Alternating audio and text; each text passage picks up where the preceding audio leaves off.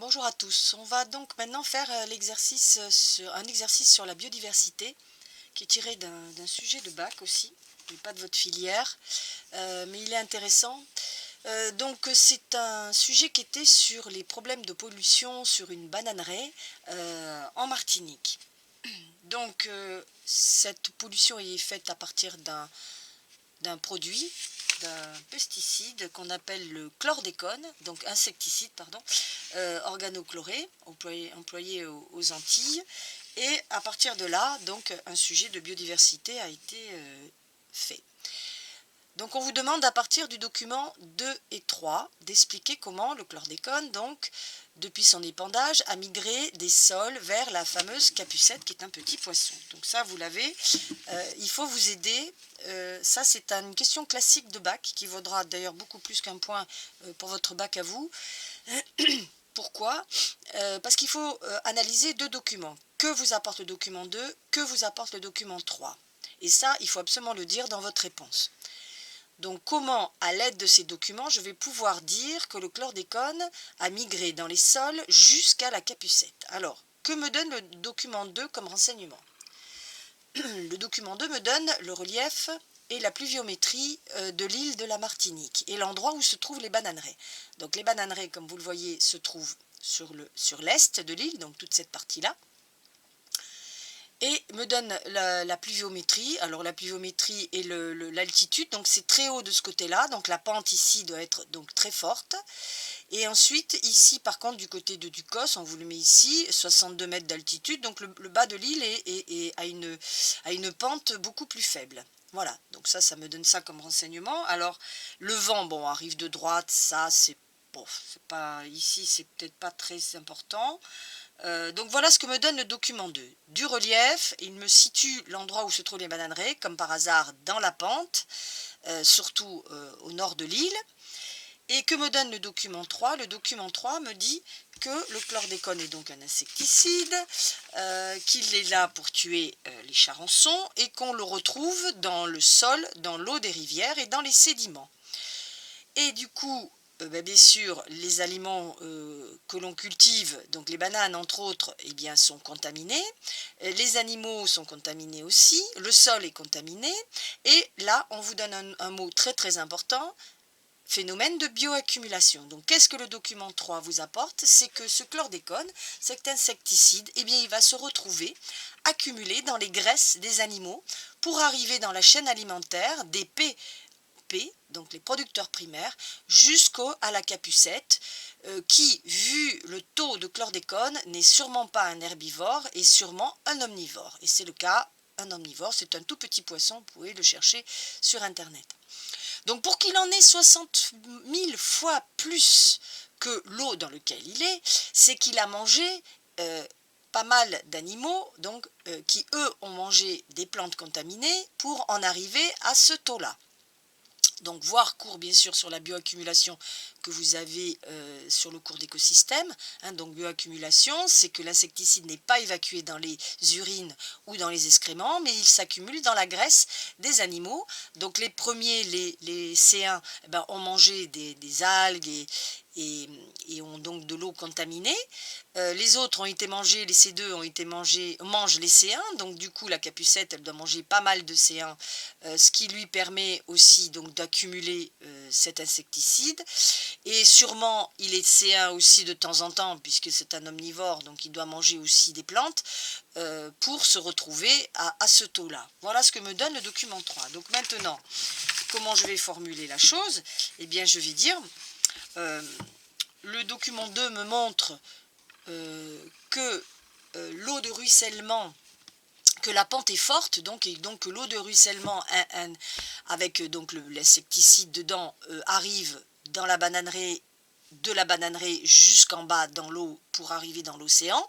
Donc c'est là la pente est très importante. La pluviométrie aussi me donne des renseignements importants. Donc la pluviométrie, ça veut dire qu'il pleut beaucoup sur les bananeraies.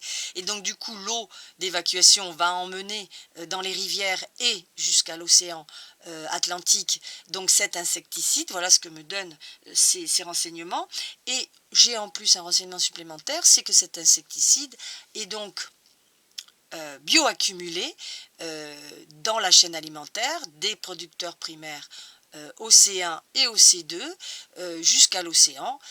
Donc du coup, cette chaîne alimentaire subit la bioaccumulation, donc concentration de ces insecticides dans la graisse du poisson. Voilà. Donc c'est très intéressant comme question. Hein. Donc se servir des renseignements du document 2 et du document 3 et faire sa propre phrase pour répondre à la question. Voilà un bon entraînement pour le bac. Deuxième bon entraînement, on vous demande d'analyser les résultats d'expérience et de conclure sur l'efficacité du nématode comme, prédateur donc, de ce fameux charançon. Donc là, hop. Dans le document 4A, on a donc la mortalité des larves tuées donc par les nématodes, 3 nématodes différents. Et dans le document 4B, on a la mortalité adulte, cette fois-ci, par ces 3 nématodes. Alors, qu'est-ce qu'on peut voir? Donc là, je réfléchis, je suis sur mon brouillon, je suis au bac, hein, donc, ou à mon interro. Qu'est-ce que ce schéma va me donner? Donc déjà, je marque sur un papier le premier, donc le Carpops capsea, lui il met un jour pour tuer 100% des larves, donc lui il est vraiment au top.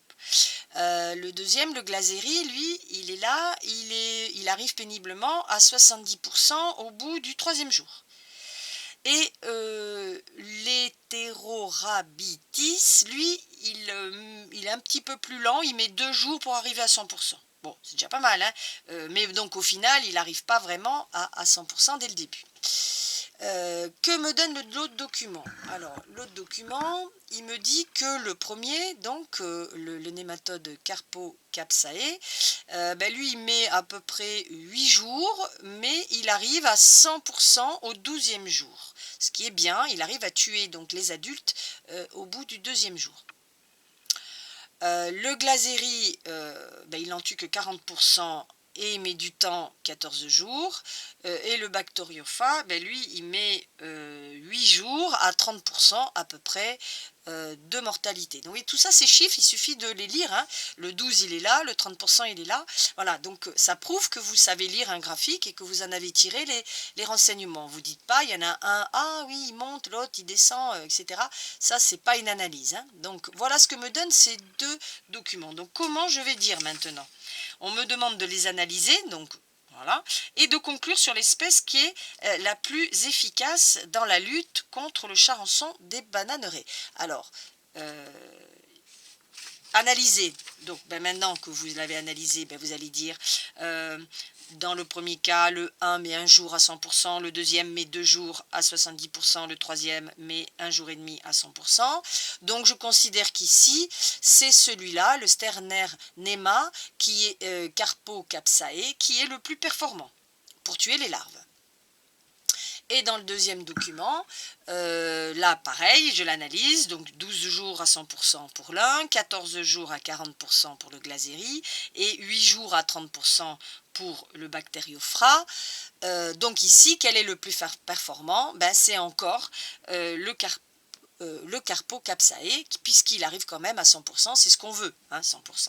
Voilà, donc j'ai bien conclu, donc on reprend le sujet ici. Alors il manque sur votre police, je pense qu'il manque la fin de la phrase. Donc il faudra que vous la mettiez au crayon.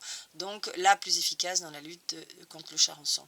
Donc voilà, j'ai analysé et j'ai conclu. Attention, hein, il y a 2 verbes, analyser, conclu. Ça veut dire que mes points sont séparés. Dans l'analyse, j'ai des points pour l'analyse et des points pour la conclusion.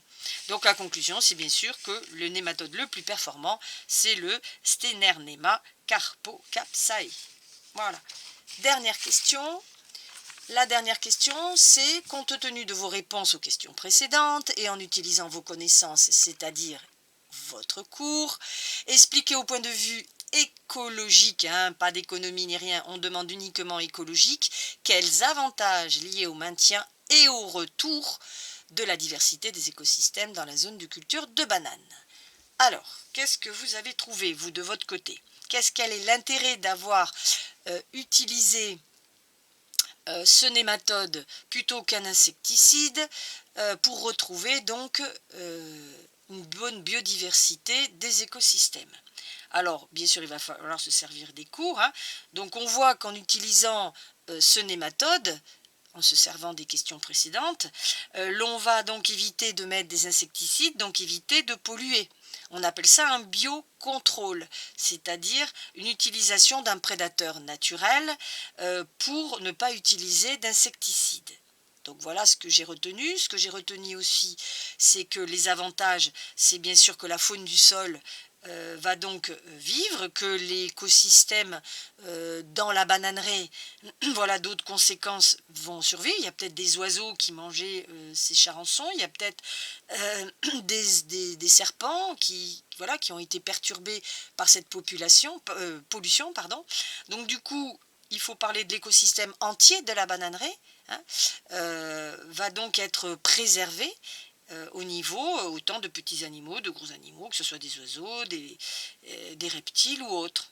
Et puis, bien sûr, un autre avantage très important, c'est que les bananes fabriquées, produites par la bananeraie, eh bien, ne sont pas contaminées et donc du coup, la santé humaine, bien sûr, va s'en trouver bénéfique, hein, donc moins de risques de cancer, de maladies et autres. Donc, quand même, des sacrés avantages. Voilà, donc voilà, en reprenant les idées que vous avez mis dans la question de 1 et de 2 et en rajoutant la santé humaine, la préservation de l'écosystème de la bananeraie, en parlant donc de tous les, les, les composants, hein, que ce soit végétaux ou animaux de cette bananeraie, ben voilà, vous avez à peu près des chances d'avoir les 2 points. Voilà pour cet exercice.